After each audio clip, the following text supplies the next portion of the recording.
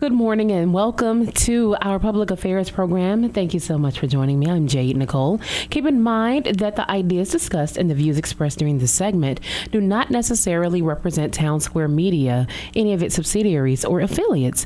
And joining me this morning is Mrs. Lisa Whitson Riley and Mrs. Michelle Coley with the Minority Business Council of the Chamber of Commerce. Good morning. Good morning. Good morning. How are you? We're great. Thank you so much for having us. No problem. Thank you so much for joining me.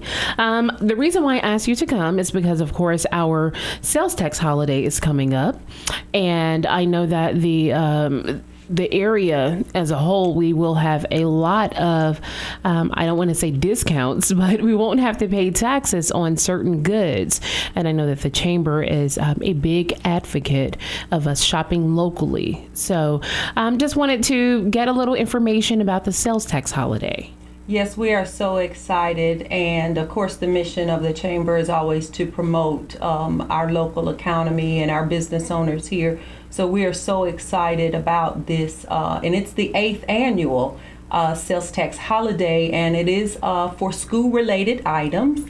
This is to begin on Friday, August the 2nd at 12:01, and it will end midnight on Sunday, August the 4th, and it's going to give shoppers the opportunity to purchase certain school supplies, but computers, books, and even clothing that will be free of the state and local government tax. Okay, now you say that this is the 8th year of the sales tax holiday. How has that been beneficial for us so far, or has it? Has it really hurt our local economy, or does the spending that we do help us at all, or how does that work? It is a great success and has been a success. It gives consumers the opportunity to actually purchase more items. They can get more for their money because they don't have the state sales tax, and local municipalities do have the option to participate. And we're just really grateful that our county commission and our city government supports participating in this. And this is our 8th annual year of being able to offer this to help stimulate our economy, which is going to help our entire community. You'll be leaving your post soon? Yes, my term as the chair for the Minority Business Council is winding down, and I am so excited to be in this co-leadership period with my successor, which is Michelle Coley, who's here with us, of course, and she is with BBVA Compass. And Michelle just brings an array of skill sets to take the Minority Business Council to the next level. Absolutely. Michelle has been a wonderful asset to the community for years. I thank you for saying that. Your check is in the mail. I really am excited about taking on this opportunity. I want to first say to Lisa, what got me wanting to be a part of it is her leadership and the things that she's done in the community and how she started it. Very active. The events that I attended for the minority that were sponsored by the Minority Business Council were so well organized, so beneficial to the businesses that participated. I actually talked with Fitzgerald Washington, who's the chair of the board of directors, and told him how could I be more involved. Little did I know, he and Lisa had a master plan of how I could be more involved. Right. And and they talked with me about Lisa wanting to step back and in her chair and that pass it on, because being able to step things up at work and some different things coming aboard. Mm-hmm. And I always look at it like this. She plowed the field, broke up the dirt, planted the seeds, and a little bud is starting to come up. And now that I'm stepping in, it's up to me to cultivate that and to build upon what the foundation that's been laid. So I thoroughly appreciate that, and I look forward to the opportunity. And coming August 22nd will be the first event that I have been a part of helping to plan. And just a little teaser about the event, we have invited the mayor and the omnibusman, Brendan Moore, to come and be a part of it. And they are going to talk to minority businesses about contracts with the city. Okay. And how they can be a part of that, and basically how you can get your seat at the table. And awesome. I'm really into that. Whenever we have an event, I want my goal and vision for it is that when you leave there, we've solved some problem, we've given you some information that's going to help you go back to your business and to accomplish something. One thing we know about any small business person on most levels, and even including minority businesses, is that when you're a small business owner, it's usually you working in your business. So for you to leave and come to a meeting, you're having to pay somebody to stand in for you or shut down your business. So in my mind, for that time that you give me, I need to give you something beneficial to you, that it was worth you paying that person whatever salary you paid them to stand in for you. So that's, as I take it over, that's what I come and bring to the table. And recently, Lisa told me that they modeled a lot of their things from the Montgomery Minority Business Council. And I had an opportunity last week to go to a networking function in Montgomery. And in doing that, I've got some ideas that I would like to see brought to Tuscaloosa. I don't believe in reinventing the wheel. I believe in taking what's already out there, bringing it to Tuscaloosa, and maybe improving upon it. So, I'm really looking forward to it. I'm very excited. Most people who know me, they know that whenever I do anything, I do it to the fullest. And I want to see it be diverse, multicultural. I think a lot of times people take minority and they immediately think African American. Right. And I want it to be known that it is for African Americans, but it's also multicultural. It's for any small business owner who's considered a minority, and that includes women. And so we have to reach out across all lines, all boundaries, and make a concerted effort to include everyone. Because as you know, if you want to get anything accomplished, it takes everybody. It can't just be one small group. It takes a lot of people getting involved, a lot of connections, everybody coming together and working together. So we're really excited about that. The first event that we're having is August 22nd. It's 8:30. It's going to be at the Tuscaloosa County Board of Education downtown. And we're hoping that a cross-section of people come. Even if you're not a small business owner, there still may be information for you if you're thinking of starting a business. This may be the jumping off point for you, some information that you can get to help you get started. So we're really excited about that. And I really thank Lisa for hand holding. She's a great person to learn from. She has a ton of energy. She's involved in so many different things. And I'm really pleased to be working with her. And her connections are just boundless. Don't I know it? As Lisa is awesome. You've also been a wonderful asset to the community. Now, as far as the chamber and the Minority Business Council, do you have to be a chamber member to participate in the planning of different events, or can you just call on people that you know when you need help? Well, I would say that the Minority Business Council is open to everyone if you are wanting to help and be a part of it. Of course, we are looking for members of the chamber. Any endeavor that you take, chamber is always looking to increase its membership.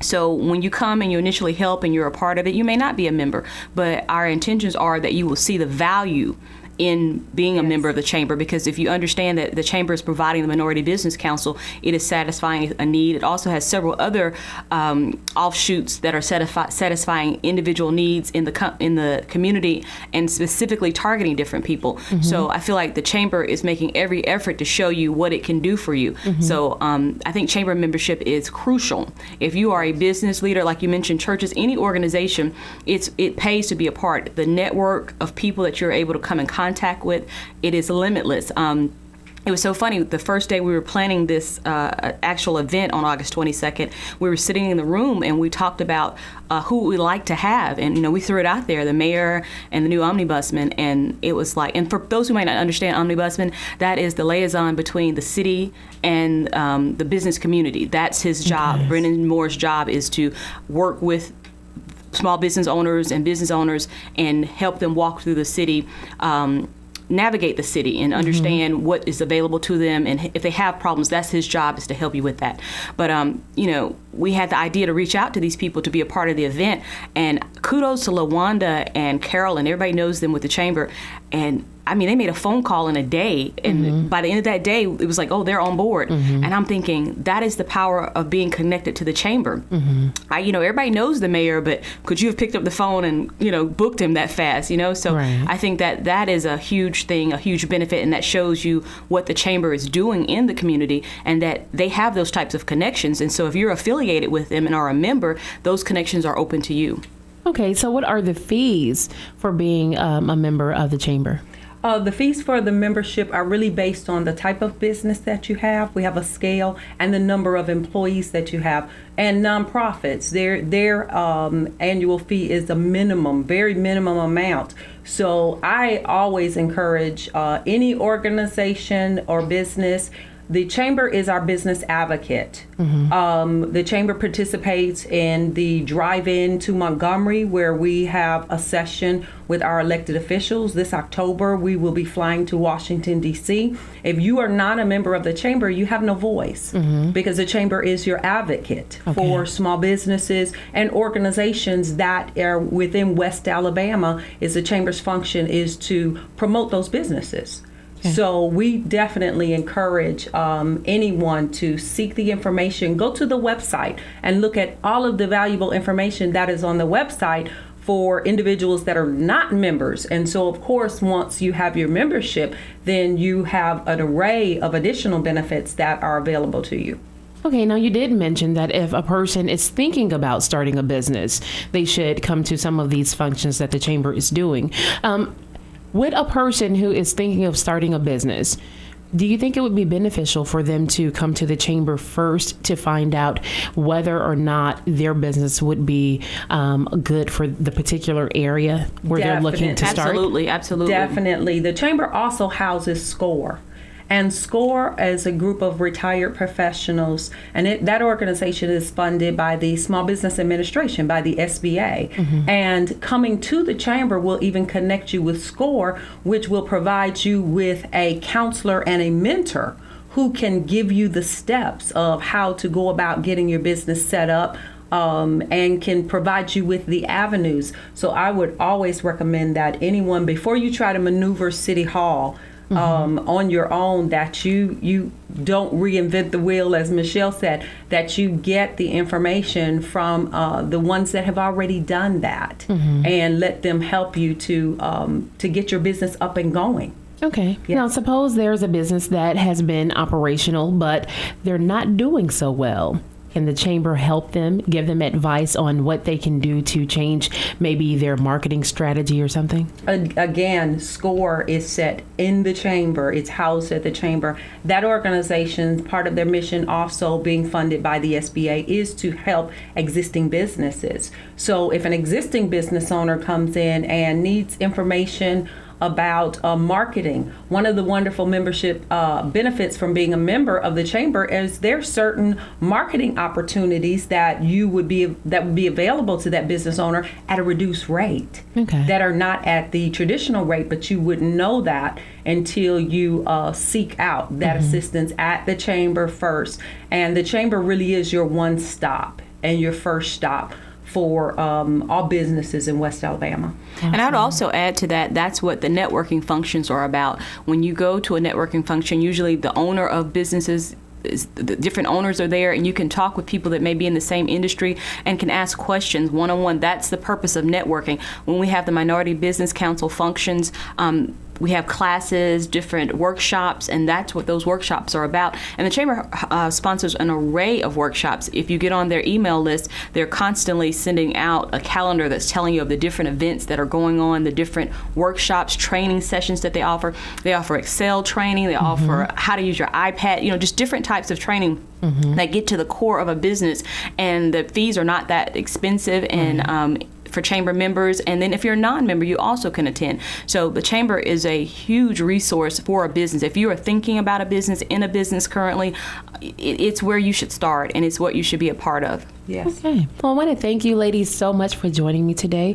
Just to do a recap, of course, sales tax holidays coming up next weekend, and you have another great event coming up on the 22nd. August 22nd, that's a Thursday, 8:30 to 9:30. It'll be at the Tuscaloosa County Board of Education, sponsored by the Minority Business Council, and it will involve the mayor, omnibusman, and it's how you can get a seat at the table when it comes to city contracts. Okay. Well, thank you so much, and you have a great day. Thank you. Good morning and welcome to this week's edition of Around Campus, your weekly report from Shelton State Community College C.A. Fred campus. I'm your host, Philip Coleman. Thank you for joining us on a morning that finds us roughly 3 weeks away from the start of school for many public school students in West Alabama. But before we bemoan the passing of summer break time, let's remember there's still plenty of time left for summer fun, including favorite summer activities such as barbecuing and grilling outdoors. And we tackle that tasty topic today as we celebrate the waning days of summer vacation time. Joining us now with expert advice on outdoor grilling and other forms of outdoor cooking is Chef Blake Miles of the Culinary Arts Program at Shelton State Community College. Good morning. Great to have you here today. Good morning, Philip. Thank you. Let's start with a favorite of yours. What is a favorite grilling or barbecue recipe or technique that you would like to share with our listeners? Well, Philip, I've actually traveled internationally, and I've got to taste foods from all around the world and stuff. One of my favorite rubs used for a lot of different meat products is a tandoori rub. It's a very versatile rub. It's used on both chicken, fish, pork, and in some applications even beef and oxtail. So it's a really tasty rub, and I encourage people to give it a shot. Lends a very sweet, smoky flavor, but is nowhere near overpowering. Now, is this something that's pre-mixed that we could go out and buy at a grocery store? Absolutely. Tandoori, you can find pre-mixed tandoori. It's much like a curry powder. It's something along that lines. It's actually an Indian cuisine. Okay, and that's pronounced tandoori? Tandoori, T-A-N-D-O-R-R-I. All right, well, worth giving a try. And so far this morning, I've been throwing around a lot of outdoor cooking terms such as grilling, barbecuing, and now I'm going to add another outdoor cooking term, smoking. What is the difference between these? Well, the difference, Philip, between the three applications is really the temperature and the length of the time that you leave the product on the smoke or the grill. Let's start with smoking. Smoking is done at temperatures between 52 and 140 degrees. It's a very low process and takes a considerable amount of time, up into the 6 to 8 hour time frame. Barbecuing is done between 190 degrees and 300 degrees. It's low and slow. It usually takes around 3 to 5 hours to prepare a meal on that. And then grilling is a very high heat, very fast application, and it's done at temperatures between 4 and 550 degrees.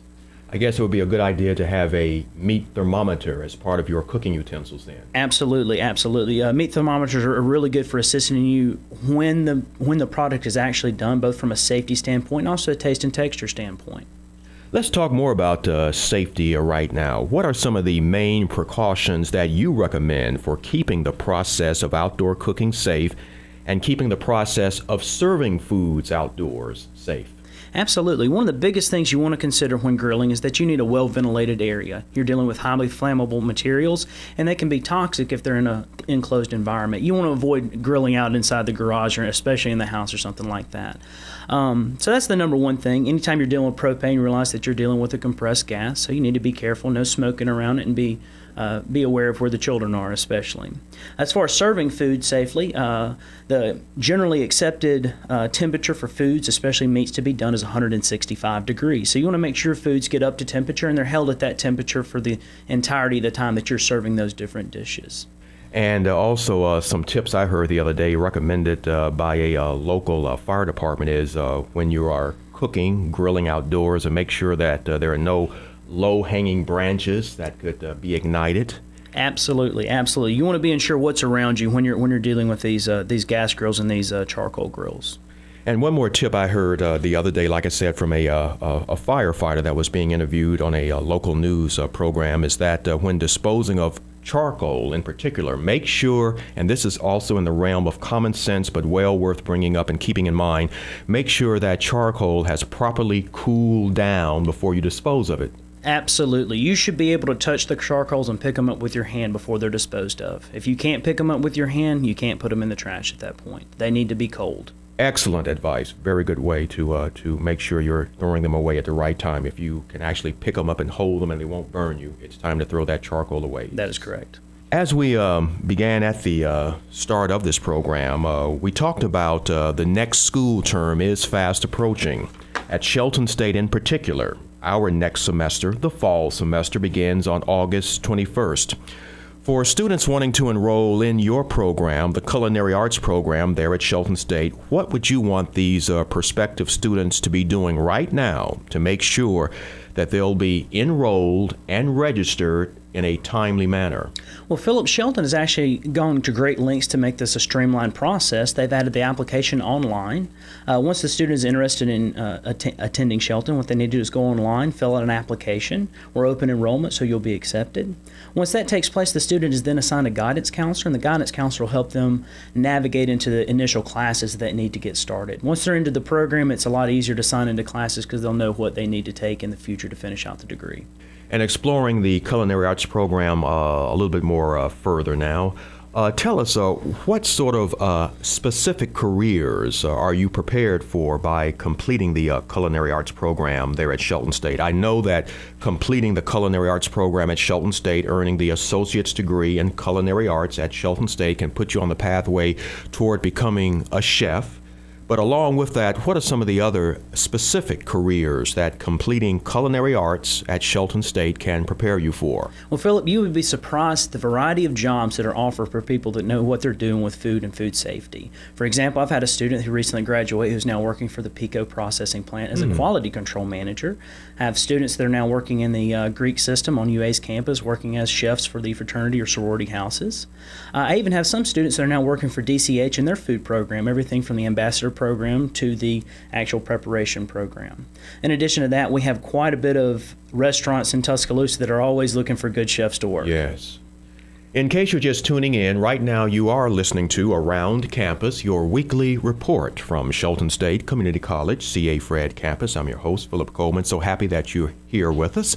And we have the privilege this morning of speaking with us, Chef Blake Miles. He's with the Culinary Arts Program of Shelton State Community College. And as we continue our discussion this morning, tell us about the current job outlook for these type of careers that completing the culinary arts program at Shelton State can prepare you for. Well, we have so many people in the community currently calling our department asking for chefs that are ready to go into the workforce. We can't actually fill all the positions. So there's a lot of openings out there for people that are looking to work. So we have there's a lot of opportunities, Philip.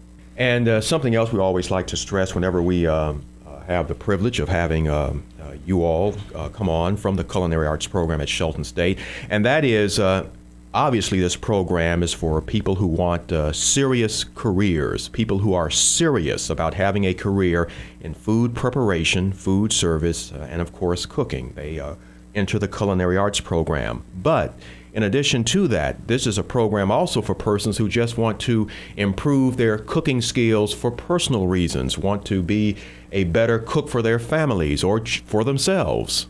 Absolutely, Philip. We have a lot of students who have actually retired from careers in the past. They're ages 50 and above, and they're coming to school simply to enjoy the culinary arts. They want to learn more about what they already enjoy doing and how to improve upon those techniques.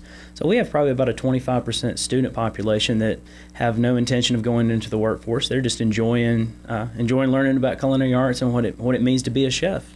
Something that's still relatively new within the Culinary Arts Program, and that is a special emphasis on baking.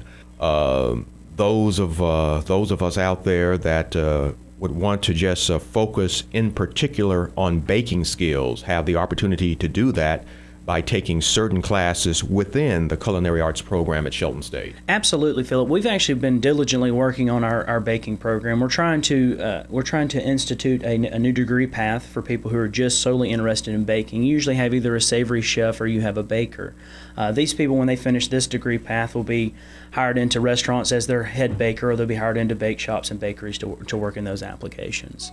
Those classes include everything from a fundamentals class all the way through to plated desserts. They do a cake and decorating class where they learn everything from the small birthday cakes to the ginormous wedding cakes. So it's really cool. They have a lot of stuff that we've been working on. We're doing really good with it. Those occasions that I have the opportunity to visit the Culinary Arts Program, which, by the way, we're proud to say it's based at the Shelton State Fred campus. Shelton State's Culinary Arts Program is based at Shelton State's C.A. Fred campus. And when I have the privilege of stopping by sometimes, like when I'm escorting a tour group around the Shelton State C.A. Fred campus, and we pass through the Culinary Arts area, it impresses me as being, of course, a very serious program, but also a program that looks like it can be a lot of fun, too. I remember coming through there with a tour group in which you all were preparing game meat, including bison and moose. Tell us about that and how that fits in the That's program. correct. I try to expose my students to as much food as they possibly can stand in one semester's time. And in our meat preparation class, oftentimes what we do to kind of get outside the box, we do a session on game. We discuss the different applications and cooking processes for how to cook and prepare game properly. We cook everything from bison, we do moose, we do rabbit, we'll even do some venison and things like that. So they always get a kick out of it. That's always the wow factor for our meat prep class. Like I said, it impresses me. It's looking like a lot of fun whenever I pass through there with a tour group, or perhaps on those occasions when I bring an individual perspective student by as well. There's also an emphasis on, we've talked a lot about outdoor grilling and outdoor cooking safety and serving food safely outdoors. That was sort of our opening theme this morning when we first began. But food safety and sanitation is also one of the main components of the culinary arts program with regards to just cooking in general, not just being safe when grilling and cooking and serving food outdoors, but food safety and food sanitation is an integral part of just the curriculum of culinary arts overall. Absolutely, Philip. My students get so tired of me reminding them of hairnets and gloves all the time. But it's really important to take that seriously, because that's an aspect of our industry that you have to be diligent with. You have to make sure that you're obeying the rules, you're following the Serve Safe guidelines, and you're serving food safely. It's all about making sure your customers are enjoying what they eat, but they're eating that food and it's safe food to eat. I know one question that some of our listeners might have. Of course, Shelton State, obviously, we are a 2-year community college, which means, of course, any program you enter at Shelton State can be completed within 2 years or less. But tell us specifically, someone entering the culinary arts program, if they would have this question, how long can they expect them to take to complete the culinary arts program? Philip, if the student is going full-time, which is 12 hours or more a semester, they can expect to spend about 2 years at Shelton, and it's really going to depend on the different classes that they want to take. For example, some students choose to take a few more electives because they're generally interested in a specific topic or something along those lines. But a good roundabout number would be about 2 years. And since my assignment there at Shelton State is to deal with adult students, the older students, as we say, the more mature students, people in their late 20s, 30s, 40s, and 50s, and older. That's the group of students that I'm assigned to work with there at Shelton State. And a question that these individuals have, these more mature students, what might be called the non-traditional students, a question they might have, since many of them already have jobs that they're working and now they want to come back to school and train for a different type of career. One question that arises from that scenario is, are these classes taught both during the day and in the evenings to fit these job schedules that some of these more mature students might have? Absolutely, Philip. We have the majority of our classes are offered during the daytime, but we do offer some night and evening classes to accommodate those students who work during the day. Probably about 25% of our classes are later in the evening, meaning 4 o'clock or later. And just to elaborate on something that you discussed earlier with regards to hiring opportunities, employment opportunities for students completing your program, there is a diverse restaurant community here in Tuscaloosa and the West Alabama area, as you alluded to already. And this creates quite a vibrant job market for persons with these particular skills that are learned in the culinary arts program at Shelton State. Absolutely, Philip. We're truly blessed in the community to have so many restaurants and applications to put our chefs into. And there's a lot of places that have restaurants that people don't realize. For example, hotel services generally have a restaurant attached to them.